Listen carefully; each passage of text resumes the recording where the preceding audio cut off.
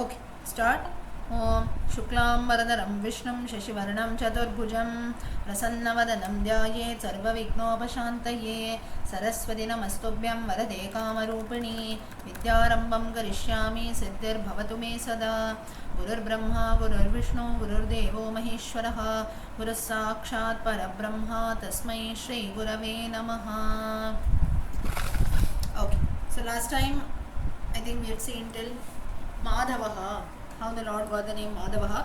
Today the last word of verse number 8, Madhusudana. Madhunama Namanam Asuram Suditavan iti Madhusudana. The one who is responsible for killing the Asura Madhusudana, that is Lord, and that's how he got this name of Madhusudana. Then you also get this reference in the Mahabharata also. Now, in the Mahabharata, obviously, you will get, because Vishnu Sahasranama is a part of Mahabharata. Karanamishro Tadbhavam Chapi Madhuna Nama Mahasuram. Mahabharatam also you get a reference. Now, for this, we have to look at the story behind it. Now, as we know, two very popular Rakshasas, Madhu and Kaitaba, Vishnu is known for killing both of them. And in both of them also, the most famous, or you can say popular one, is Madhu, who was killed. So once it so happened that both these demons, they just looked in the sky and they saw lightning getting stricken.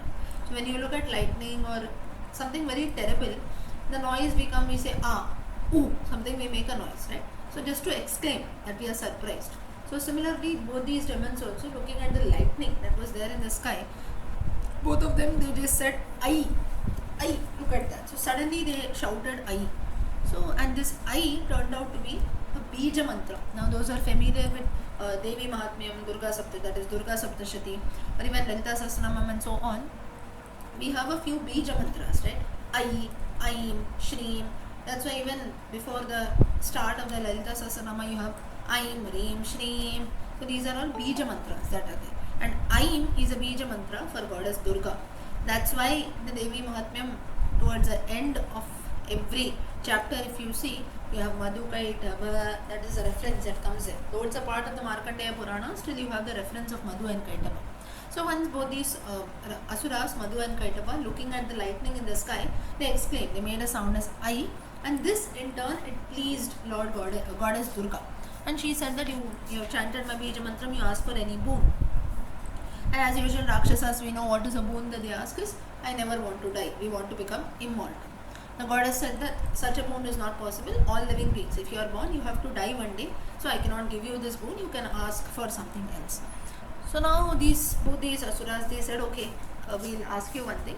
They said that we should not be killed in such a place where there is water. That is a place which is free of water. In that place, if someone kills us, we will die. Otherwise, we will not die.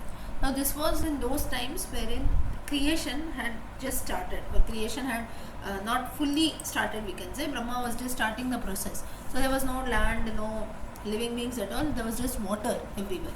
So the Asuras, both of them, they were smart enough, as they knew that everywhere there was only water, so ultimately they could not be killed at all. So here what happens is that, but both these Asuras, they were causing trouble to the entire earth, the gods and everyone. So Vishnu at that time assumes a form of Hayagriva. And as a form of Hayagriva, he comes there, and he knew the boon that Brahma had given them, saying that wherever there is water, these Asuras will not be killed. In a place that is free from water, both of these will be killed. So now he thought, so what he said is that Hayagriva, he picked up both these Asuras, Madhu and Kaitava, and kept both of them on his thighs. And that's how he killed them. Yesterday also in the Vishnupada Keshantam, few of us when we were learning, I told you this, when the Madhu Kaitava verse comes, thighs, that's where the Lord keeps both the Asuras on his thighs, and that's how he kills them. It is said, now what is the difference? Even in the Narasimha Avatara also, if you see, Narasimha picks up Hiranyakashipu and keeps him on his thighs and tears open his stomach. But what is the difference between the killing of Madhu Kaitava and Hiranyakashipu? In the case of Hiranyakashipu, using his nails, he teared the stomach of Hiranyakashipu, and that's how he was killed. But in the case of Madhu and Kaitava, it is said that he crushed them. And as if insects, how when you hit a mosquito or so by mistake, you see how the mosquito dies away, right? You just hit it, or even if you touch it, it will die, or even an ant for that matter. So similar to that was the killing of Madhu and Kaitaba, wherein the Lord he put both the asuras on his thighs. Now thighs of the Lord do not have water, right? So as per the boon that was given by Brahma to both these asuras, they were picked up by Lord Hayagriva, a form of Vishnu, and both of them were crushed by Hayagriva, and that's how they were killed. And the Lord got this name of Madhukaitabhari. But Madhu was a very, you can say, an asura who was more strong or very well known even than Kaitaba. So that's why another name that the Lord got was Madhusudanaha. Now here through this Nama, what is very so this is the story. That's how the Lord got his name as Madhusudana. But now this Madhu has got one more significance in a philosophical way. If you see, one is the name of this Asura Madhu. Second is Madhu are those things that wherein our sense organs pull us towards. Like for example, if I am feeling hungry, my everyday meal includes say a bowl of rice and say 2 or 3 chapatis. I'm giving you an example. But maybe I like something, so I'll take 1 more chapati instead of 3. That day my intake increases to 4. That is still fine.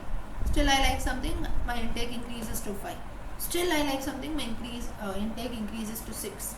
So you see, it becomes almost double of what I'm eating every day, and that's where my taste buds are pulling me towards the wrong thing, because later it might cause me trouble, I might feel uneasy and so on. So here is where I go wrong. From 2, if it increases to 3 or maximum 4, that is fine. But if I double my intake just because I like something also, one day it is still fine. But every day if I keep doing the same thing, it's going to affect me. So similarly, Madhu, I just give you one example. It can be in the case of eating, or it can be anything. I have 10 clothes, but still I feel like no, I'll buy more. Every day I go out, I buy a cloth and come. So that means now I've got 100 clothes. So this is something wherein our mind keeps pulling us towards wrong things. In spite of having something, getting attracted towards more things, I want that, I want this and so on. That's where people go wrong. That is nothing but Madhu. So Madhu Sudanaha, one meaning is a killer of the Asura Madhu. How it is relatable to all the devotees, how it is related to all of us is that the Lord says all the different madhus that are there in all of us in the form of sense organs that are pulling you towards different wrongdoings, or you're getting attracted and distracted towards wrong things. I will also Sudanaha, I will ensure that all those senses are also controlled, and I'll ensure that those wrongdoings are all killed in all of you also. So by chanting this Nama Madhusudanaya Namaha, our mind will not move towards wrong things. The Lord protects us, always guides us and keeps us on the wrong path, and ensures that our mind does not pull itself, mind does not go itself towards wrong things. Okay, did everyone understand this Nama Madhusudanaya Namaha? Yes. Yes. Next. So these are the Namas, the first 8 verses, 74. Next we move on to the next Nama, next verse. Verse 9. Ishwaro vikrami dhanvi medhavi vikramakramaha anuttamo duradarsha kratagnyah kratiratmavan. Ishwaraha. Next is Ishwara. For the word Ishwaraha, you've got different significance. Ishwaraha is mainly the Lord of all the 3 worlds is Ishwaraha, one who governs. Sarva Shakti Mataya Ishwaraha, one having all the powers is Ishwaraha. Here we look at the story from the Sangam literature, that is Ramanujacharya's stories. From there we will have a look at this. Now in the state of Kumbakonam, you had a person called Nathamuni. Now those who follow, or those are Vaishnavites here, you might know about him. So in the Kumbakonam place you have a temple, famous temple of Sharangapani, and there you have Nathamuni, a great person, a great scholar, Nathamuni. And he went to this temple of Kumbakonam, and there he found that Nammalvar has composed about 1000 songs in praise of Lord Vishnu, and he heard many people who were singing those songs in this place of Kumbakonam. So at that time he feels that even I also want to learn all these songs. Now out of the 1000 songs that Nammalvar had composed, about 10 songs he heard in this place, about 10 songs were being sung. And he also came to know that Nammalvar has composed about 1000 songs. So what about the remaining? 990 songs also I wish to learn, but from whom will I learn? So that was the doubt that this Nathamuni had. So he went and he asked his father. His father's name was Ishwaramuni. Now note down these names if you want. Now this Ishwaramuni, Nathamuni goes to his father Ishwaramuni and says that I want to learn the remaining songs also. I went to this place, this Sharangapani temple in Kumbakonam, that I heard Nammalvar's 10 compositions, 10 songs that he has composed. I learned that, I like them very much. Now I want to learn the remaining 990 also. What should I do? Please guide me. Ishwar Muni says you go to Trichy. Trichy, you have Alvar Tirunagari in Trichy, in that district. If you go to Trichy even today, you see a lot of Divyadeshams and so on. So that's called as Alvar Tirunagari.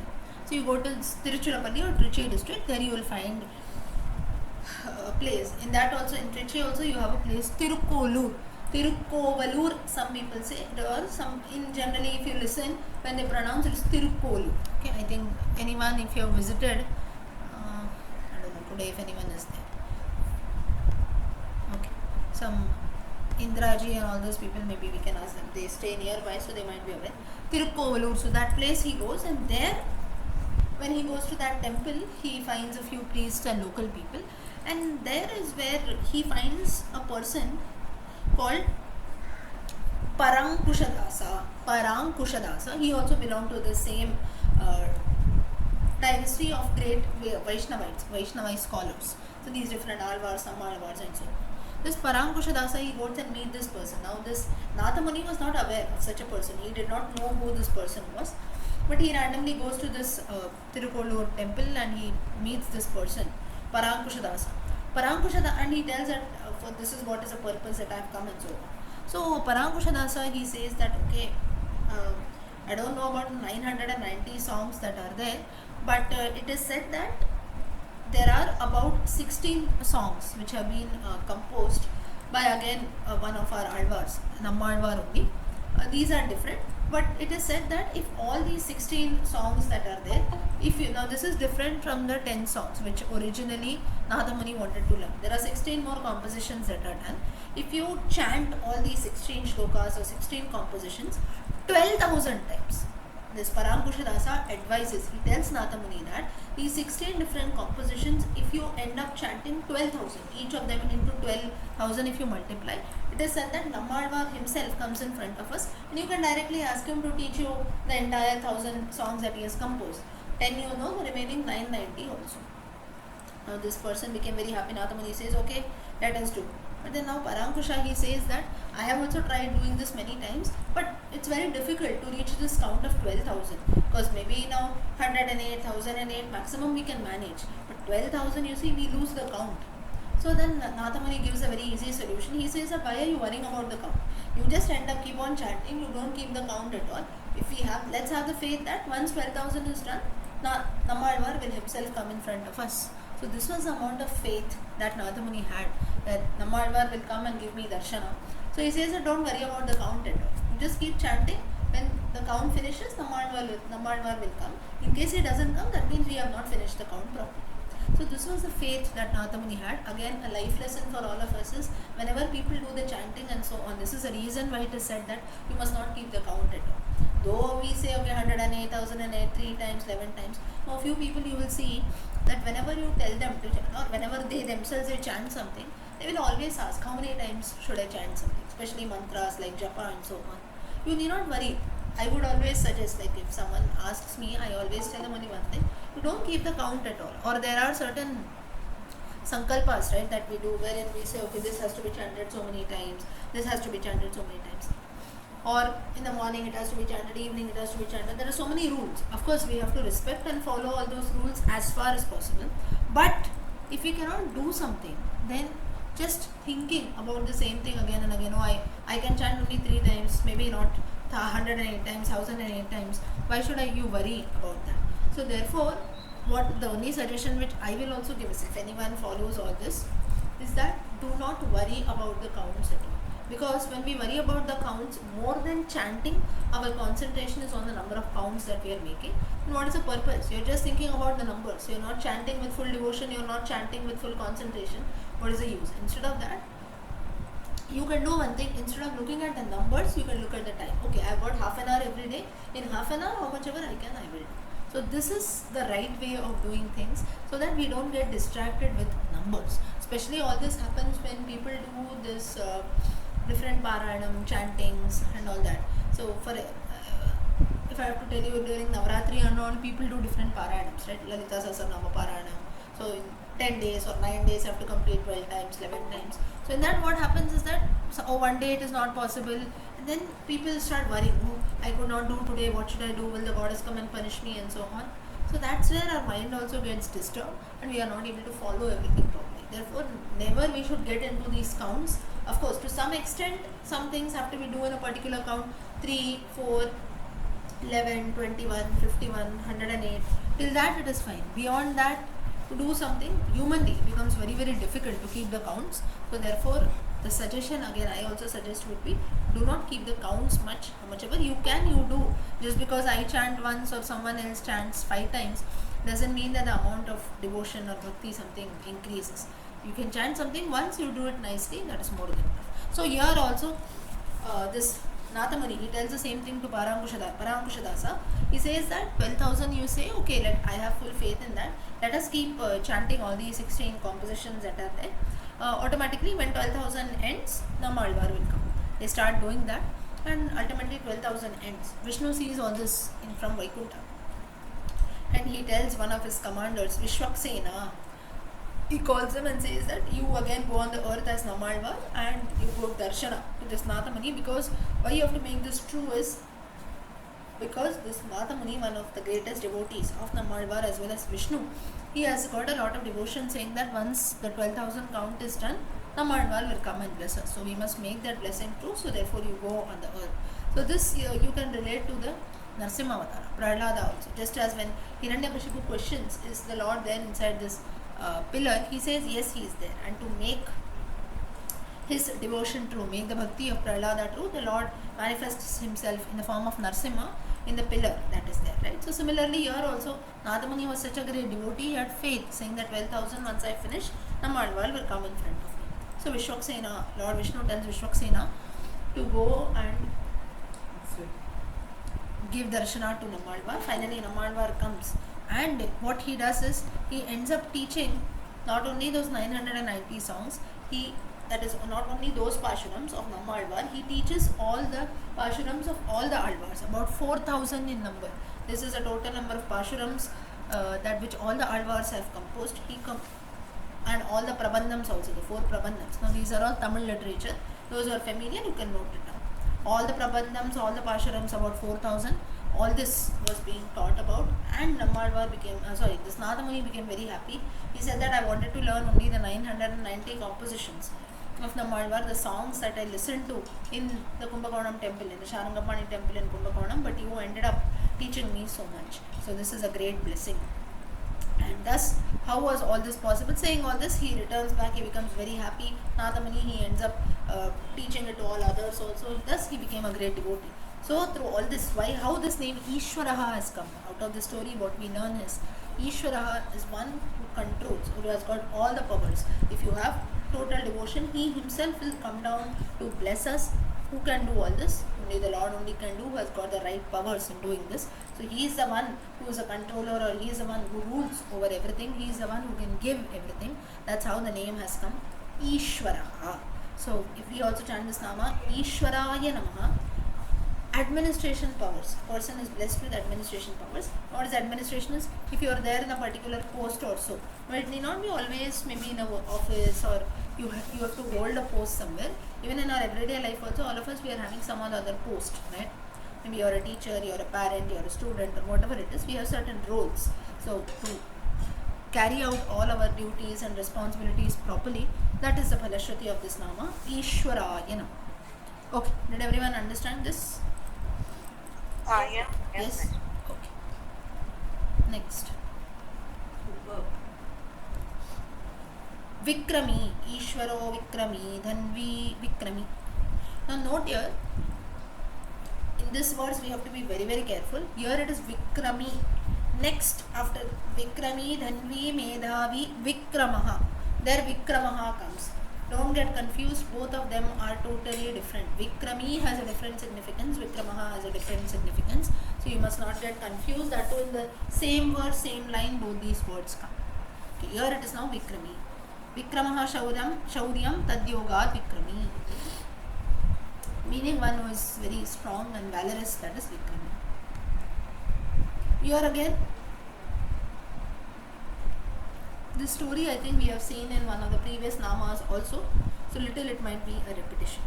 Now this again goes to the Krishna Leela stories. After Kamsa is killed by Krishna, Kamsa's father-in-law was Jarasandha. He was also, as we know, a great enemy of Krishna, and as we know, he has attacked Mathura and attacked the kingdom of Krishna about 17 times, and every time he went about defeated. So now he felt that maybe my powers are not enough to kill Krishna, so I'll send another person. His name was Kalavana. Kalavana. Now he was again a great minister, or you can say a great warrior, this Kalavana. And he had got a boon from Lord Shiva that no one from the Yadava family can come and kill you. Krishna himself was a Yadava, his entire family belonged to the Yadavas. So Shiva had given him a boon that no one from the Yadava family could kill him. So therefore Jarasandha, being very smart enough, he sent this Kalavana there and said that you go and you fight with this Krishna. Now already 17 times Mathura was being attacked, so there was a lot of destruction. As we know, whenever a war-like situation takes place, it more than killing the enemies, it affects the normal innocent people also, cities, towns. There is mass destruction that takes place. So now Krishna felt that innocent lives, like people living in Mathura, they cannot live peaceful because of all this war situation, right? So I must ensure that all the people in the kingdom are living safely. So what he does is he picks up all the houses, everyone, and he transports all them safely to Dwaraka. So from Uttar Pradesh, Mathura, Uttar Pradesh, they all go to Dwaraka and Gujarat. So all the transportation, everything is done. So now when finally this Kalavana comes to attack Mathura, he sees that there is nothing in Mathura. Krishna also is not there. So, and all the people, houses, so Mathura is just a piece of land now, nothing is remaining. So now he sits and wonders, saying that this Jarasandha sent me to attack Krishna and Mathura, and he says that 17 times I've attacked, but there is no victory, nothing. And here I see there's only a barren land. What should I do here? So at that time, he did not know what to do, so he was just waiting. And at that time, he sees Krishna there. All the people, everyone had gone there with all their things, houses. So all the transportation was done. Finally, now Krishna was leaving along with Uddhava and a few of his close friends. And Krishna was also leaving like a very normal person, just with a lotus garland in his hand and a flute in his hand. So not ready for war at all, just like a normal person would walk about. Similarly, Krishna was also ready to move to Dwaraka. So now Kalavana finally sees Krishna and he says, I've come to attack you. What is this? You're acting as if there is no war, nothing, everything is safe. So Krishna tells, who has sent you? He said, Jarasandha has only sent me. So now that is the reason I have come here. So now what happened? You have to. Jarasandha told that 17 times he has attacked, nothing happened. So now I have come to attack. So now you also fight with me. Krishna says, I am fed up of fighting because a lot of destruction has taken place. We are all going to Dwaraka. If you want, you can fight for Mathura. So then Kalavana says that why should I fight for Mathura? I should need people, right? This is just a barren piece of land. What will I do with this? All the richest people, all your things, you yourself, you are going to Dwaraka, you are taking everything along.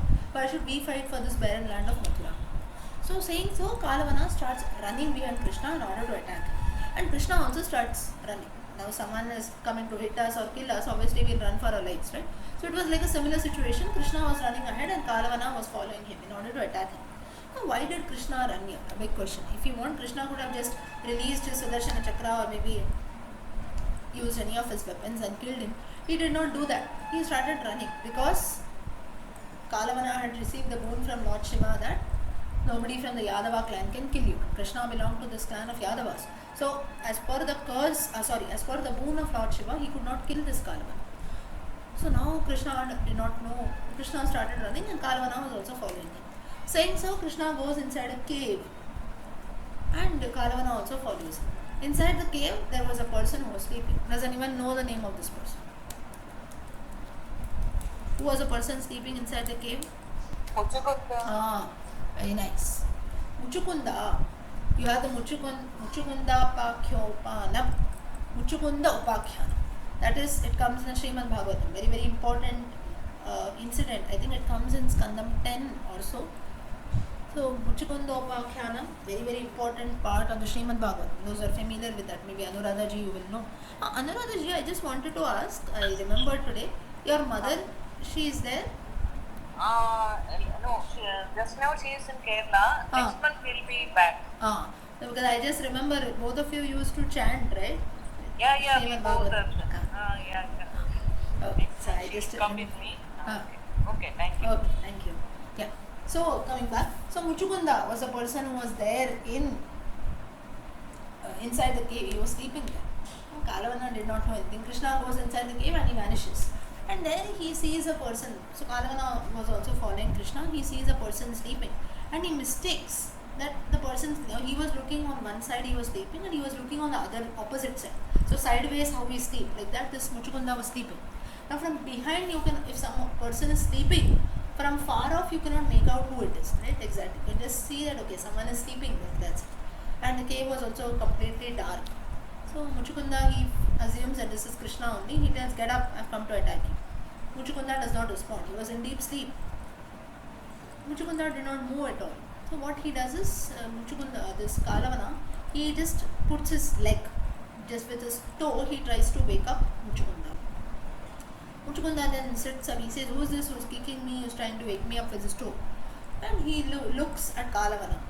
Kalavana was reduced to ashes. Just by a sight of Muchukunda, he was reduced to ashes. Muchukunda did not understand what it is. He comes out of the cave running, saying that I looked at someone and someone just turned into ashes. What is all this? At that time, Krishna also comes there. Now, who was this Muchukunda? If you have to look at his background, he was the one who had helped the Devas along. And now he was so tired that the Devas gave him a boon that you go in nicely, you go inside this cave, you take rest, you sleep nicely, and the person who comes and wakes you up, the moment you look at him, he will be reduced to ashes. That is, if anyone comes and he disturbs your sleep, you will be reduced. That person will be reduced to ashes. Now, through this, one important life lesson that we get is, this is the reason we say that a sleeping person should never be disturbed. Now, you wake up someone, that is a different thing, or you should shout. You see, some people purposely, if someone sleeps, they will make noise. You break some things, you put some things down. That should never be done on purpose. By mistake, some things happen, it is fine, but never should we disturb a sleeping person.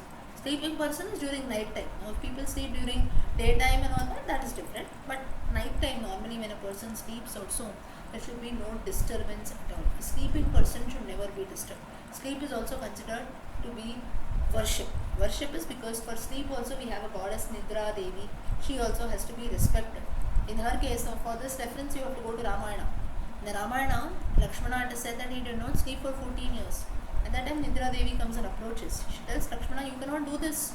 Though you are having a good purpose, you want to protect your brother, your sister-in-law and all that is fine. But then you cannot disrespect me, right? Sleep is something which has been told for all human beings.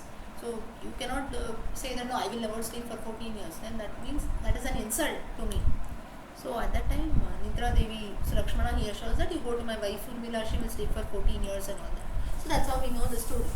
Now all this reference you don't get in Valmiki Ramayana. But then it is said so that Nidra Devi, she goes and she approaches Lakshmana. So this is the importance of sleep. So today also when you go to some doctors or so, the medicine for everything is sleep. Sleep and good food. Food also, that is why we have a goddess Annapurna for food. So food and sleep, these are two things. Or even for water also we have Varuna Bhagavan. So for each and everything that we do, why do we always resemble, why do we always compare that to gods and goddesses? That is the reason. Whenever some god or divine element is included, automatically people become serious, right? Whenever you say don't waste food, they will not listen. But you tell the next minute, no. Food is also goddess, she is Annapurna. So that's why people become serious, right? Food is worship. That's why the verse, does anyone know the verse that is chanted for goddess Annapurna? No? Annapurne Sada. Correct. Annapurne Sadapurne Shankara Pranavallabhe Jnana Vairagya Siddhartham Shanti Parvati. Correct. And you also have the entire Annapurna Stotra. Nityanandakari Vara Bhayakari. That is not chanted, at least this shloka has to be chanted before consuming food. Annapurne Sadapurne. So ठीक है. So now, so this is the significance. So here the topic of sleep comes in for Nidra Devi also.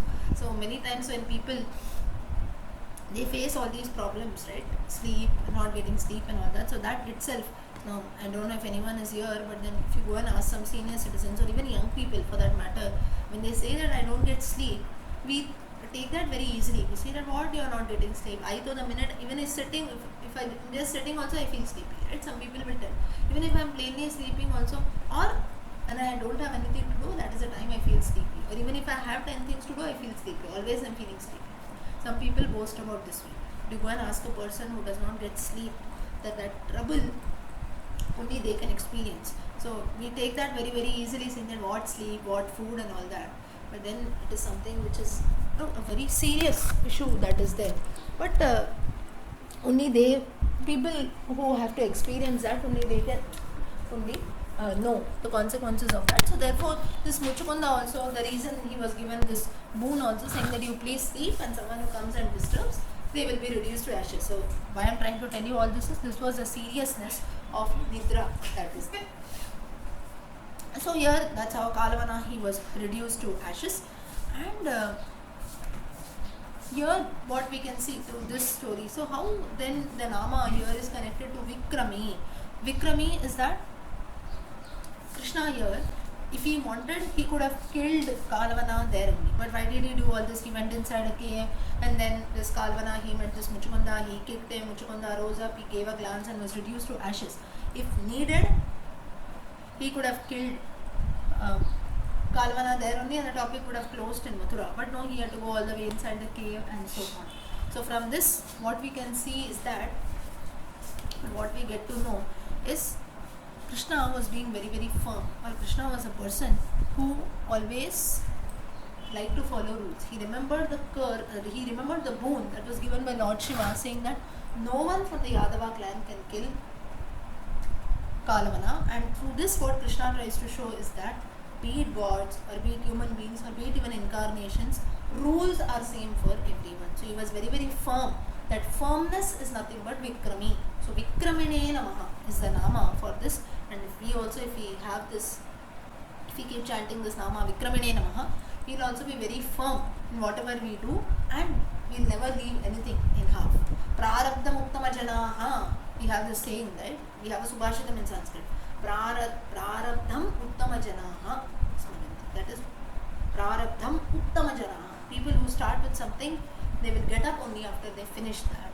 So like this, you have a Subhashitam also. So this Vikrami Nama is that, saying that you have to do something, Krishna will achieve. Now this Kalavana had to be killed. So he was very firm that anyhow he has to be killed, but at the same time he did not break any rules. The boon was given by Lord Shiva, no one from the Yadava clan can kill. So the same rule was followed. Krishna himself did not kill, nor anyone from the Yadava family killed. Muchukunda, a third person, came into picture, and thus this Kalavana was also killed, the target was also achieved, at the same time the rules were also not broken. So this is Vikrami. So here, through this, again, a life lesson for all of us is, if you have to do something, you have to be very, very firm.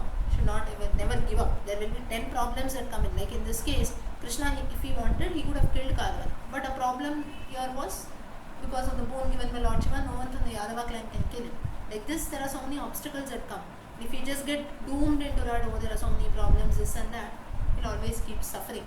So, the best learning that we get through all this is, always be firm in what you do. Obstacles will come and go, but we have to be, we should be able to cross over that. Second learning from this Vikrami Nama.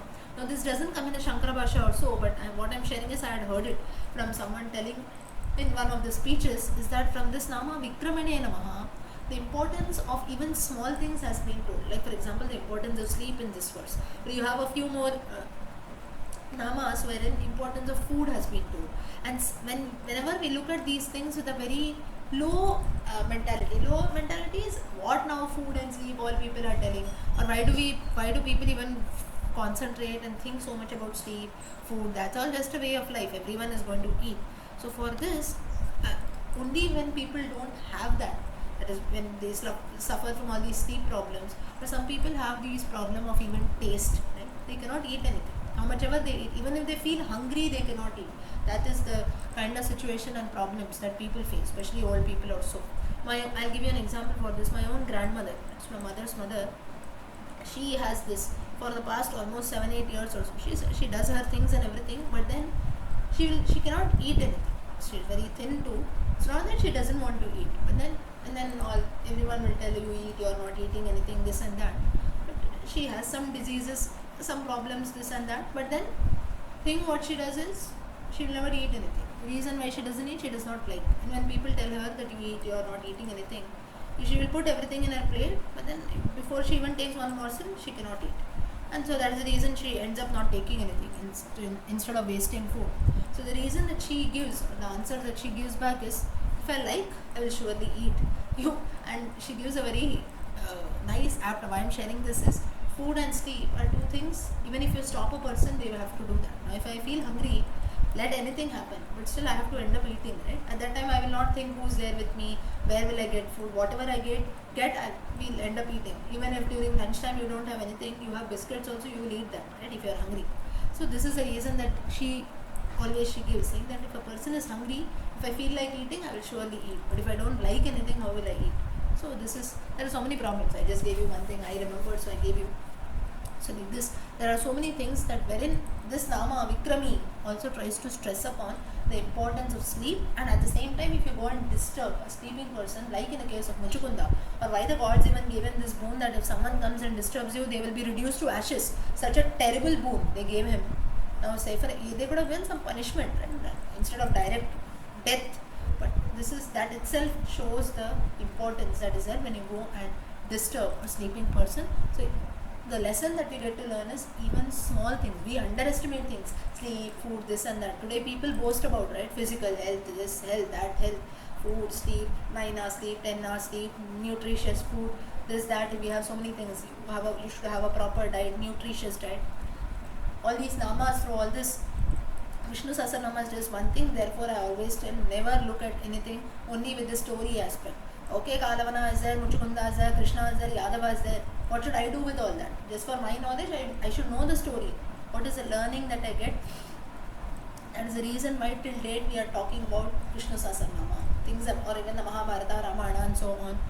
Thousands of years back they are done. What should I do?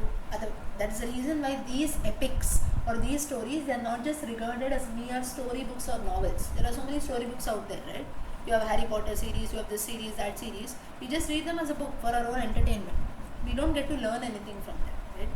Just read it for our entertainment, it goes away. But these books till date, why are people following them? Why do we read them? Why do we want to know the meaning behind them?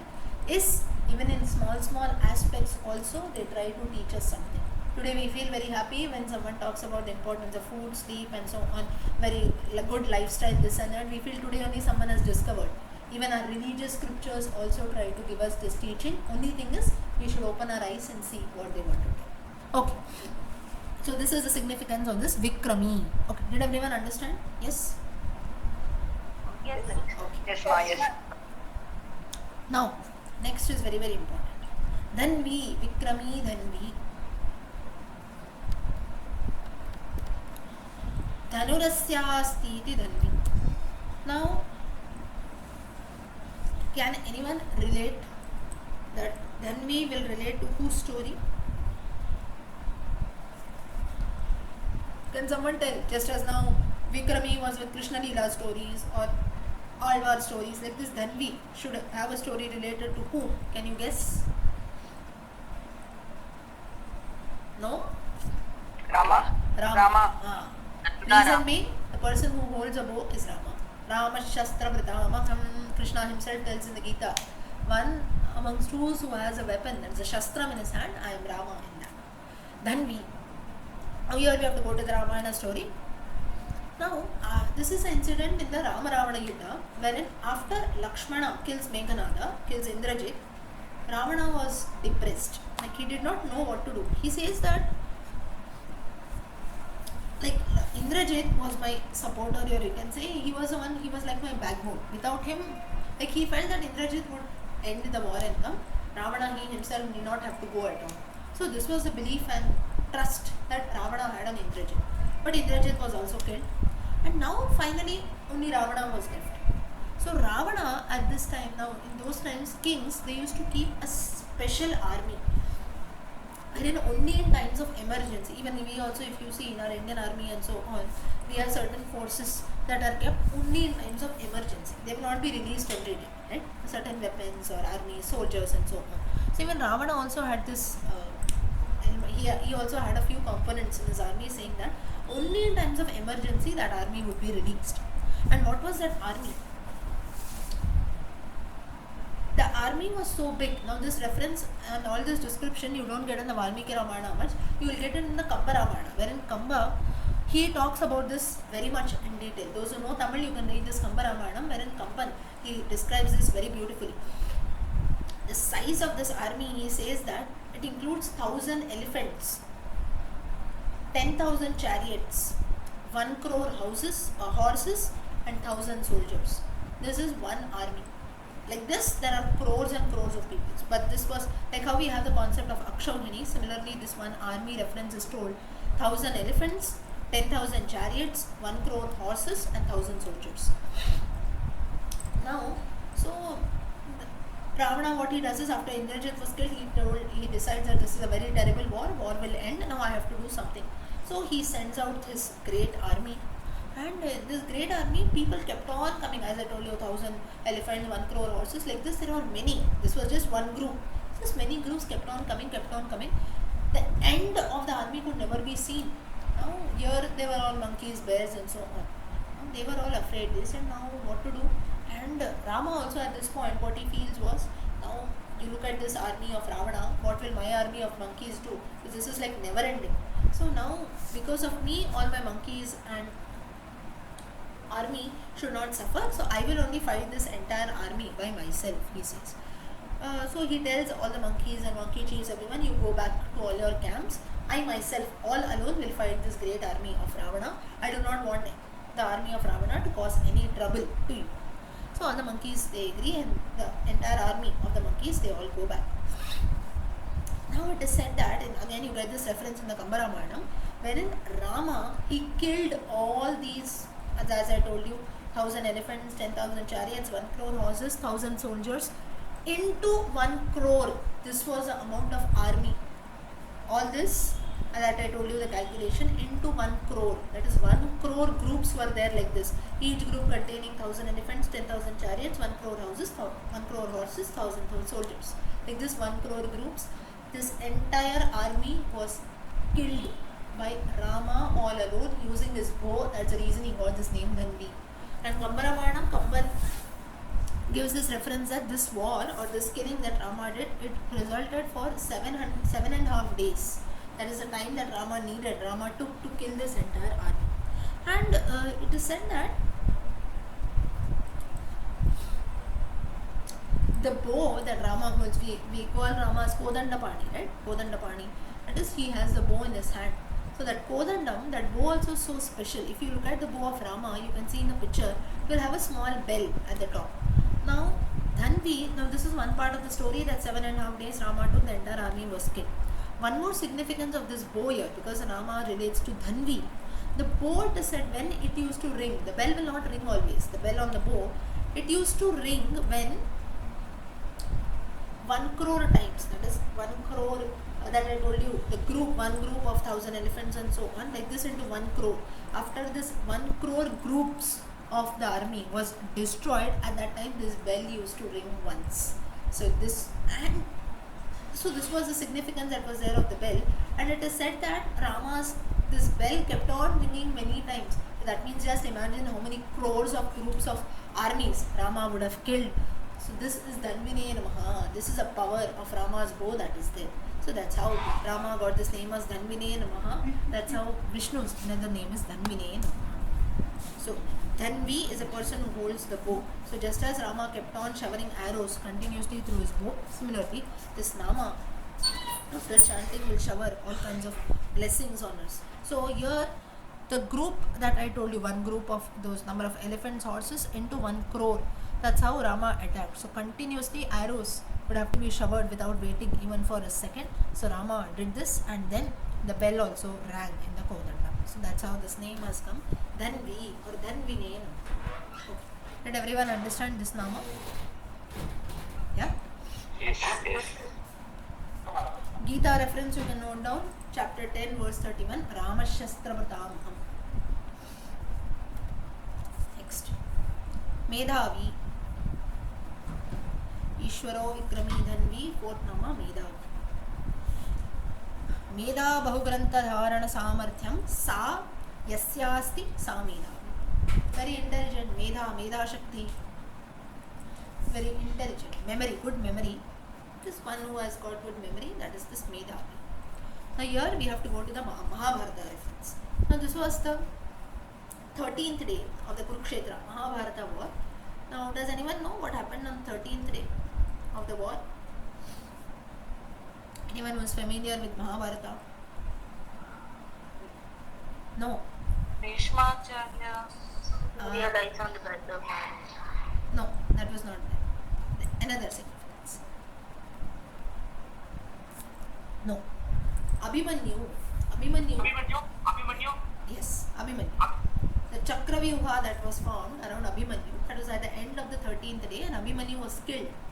So now Arjuna's son was Abhimanyu. He is terribly disturbed. He's very angry. He says that on the 13th day end, all these things happen. He tells that within the next day Suryasta, we will ensure that is on the 14th day, till the sunset on 14th day, if I don't kill Abhimanyu, the Chakravyuha.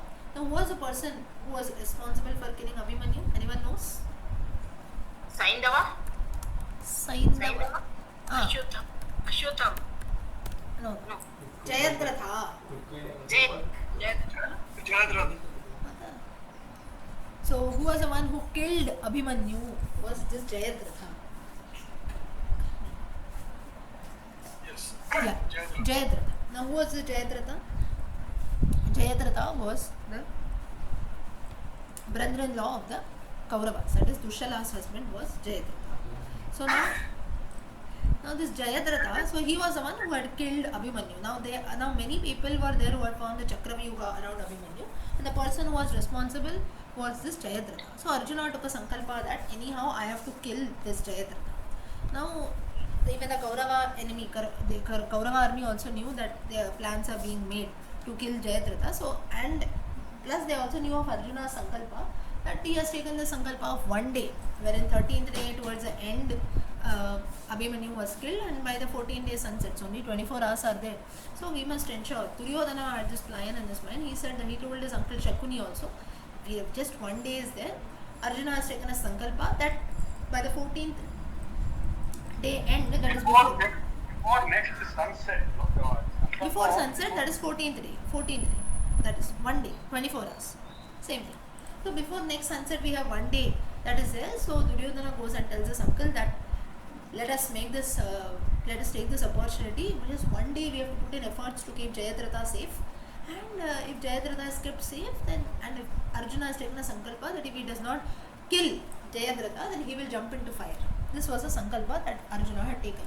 So Duryodhana feels very happy. He tells his uncle Shakuni that we'll ensure this one day we have to put in efforts. If Arjuna is killed, Arjuna takes his sankalpa, jumps into fire. If Arjuna dies, entire Pandavas also they will be shaken terribly, because he is only a great warrior, great archer. So automatically one Pandava is killed, all the Pandavas, Krishna, everyone will say that the war is ended, they will give up. So this is a very good opportunity for us. So on the 14th day, on the entire Kaurava army, they made, you can say, like a shield or so around Jayadratha. Just as a Chakravyuha was formed around Abhimanyu, like this Jayadratha, somehow they were protected. Krishna also, he was the Sarathi of Arjuna. He tried to ride the chariot here and there, but whatever Krishna did, whatever Arjuna did, they could not reach Jayadratha at all. And different, from up he used to shoot arrows, from down he used to shoot arrows, chariot was being taken in all directions. Anyhow, Jayadratha could not be found. Jayadratha could not be even seen. He was very much there in the battlefield, but he could not be seen. So, ultimately, the sun set, evening time had come. So now Arjuna, as per his sankalpa, he says that now I have to jump into fire. And he was very sad. So he was thinking what to do. To make a sankalpa is easy, but to actually do that is difficult. So then Krishna also, he wonders, what should I do? So Krishna, he tells Arjuna, now you have to jump into fire. You are a Kshatriya, you have taken a pledge, now you have to do that. Arjuna was also surprised for a minute. He says, this person, he is also telling me to jump into fire. I thought he'll tell me some solution. So Arjuna was told, Krishna told him, now you are a Kshatriya, you do one thing. I will make a fire ready for you. But being a Kshatriya and a great warrior, you can jump into fire with all your weapons, ornaments, vastram, everything. You need not remove all that. Along with your weapons, you have to jump into fire. Arjuna says, okay. Krishna makes the fire also ready. Now, at this time, this Jayadratha, such a foolish person, he comes there and he wanted to witness this act of Arjuna jumping into fire. Immediately, Krishna tells, and Sun had also said at this time. Immediately, Krishna here tells that, you see, this Jayadratha has come, you can shoot an arrow and kill him. Arjuna immediately sets out his arrow and Jayadratha's head goes and falls off. Now we have the boon that was given to Jayadratha, that mainly this boon was not given to Jayadratha, it was given to Jayadratha's father. Anyone knows the name of Jayadratha's father? Yes, ma'am. What? Vriddakshatra. Correct. Vriddakshatra. So Vriddakshatra. He had a bow that whosoever kills him. Yeah, it will fall on his head. So Vriddakshatra, he had this boon saying that anyone who kills my son, Jayadratha, that head or whosoever lap or whosoever hand it falls and he puts it down, then that person will also be killed. On whosoever hand his head comes and falls, and if he puts it down, the head will will be killed. So Arjuna shoots arrow, Jayadratha's head falls down and ultimately it goes to Kashi. Kashi is a place where this Vriddakshatra was there, Jayadratha's father. And on the father's lap only Jayadratha's head comes and falls. And in that shock, now if a head or something comes and falls, obviously we are going to throw it down, right? So for a minute also Vriddakshatra does not think about the boon that he had asked, on whose head it is and so on. He drops the head down and ultimately Vriddakshtra's head also bursts. Vriddakshatra is also killed, Jayadratha is also killed. So this is a story that takes place. But now, so this was how Jayadratha was killed, Arjuna's life was saved and all that. Now Duryodhana is coming and arguing, saying that you had taken a sankalpa that only till sunset you can kill Jayadratha. Sun has already set, it is late night in the dark. So now your sankalpa, though now Jayadratha is killed, you have to do your sankalpa that you have taken of jumping into fire. Because Duryodhana was more interested in that, he wanted the end of Arjuna. Now what happens is that slowly Krishna, he removes the Sudarshana Chakra and says that, like the solar eclipse phenomena, and the sun is still very much there in the sky. It was just covered by Krishna using the Sudarshana Chakra. So it was just covered. So therefore things seem to be very, very dark. So this phenomena was purposely done because Krishna was such a Medhavi. He was very, very smart that he knew that when Arjuna was ready to jump into fire, this Jayadratha would come to witness this incident, and at that time very smartly. There is a reason why Krishna told Arjuna that when you jump into fire, you keep your weapons also along. So this was the reason. He was a Medhavi, very, very smart. And that's when Krishna tells that I have kept the Sudarshana Chakra. So like a solar eclipse phenomena, you feel that the sun is not there. The sun is very much there. There is still time for the sunset. No sankalpa, nothing has been broken. Jayadratha has been killed in the right way by Arjuna. So this was how Arjuna's sankalpa was also fulfilled and Jayadratha was also killed. So here a question will arise saying that, was this right on the part of Krishna to do? Like, seems to be like cheating, right? To cover the sun and all that. Krishna was born to break rules. And this is the reason why Balarama and Krishna used to always have tussles between them. Balarama was a staunch follower of rules and regulations. He says dharma, dharma, dharma. Krishna is also following dharma only, but he did not do any kind of adharma. Here nothing wrong was being done, but if the opposite army, in the case of Duryodhana and all the Kauravas, if things don't happen in the straight way, we also have to turn a bit crooked. So that is the reason Krishna tries to show that. So the entire Mahabharata Yuddha also, if you see, that's the reason when Yudhishthira also later, in the case of Ashwatthama also, he has to tell a lie and so on. It is not actually a lie. Later he says that you have to just turn, no, Ashwatthama, I'm talking about the elephant and so on, right? So like this in the Mahabharata, many places we find such lies being told. Not exactly a lie, but such, you can say, some games that are being played, we can say. Nothing wrong in that, but little kind of cheating or something is being done. But That's the proof of it. sorry? that there are some loopholes. Krishna knew how to utilize the negative corner.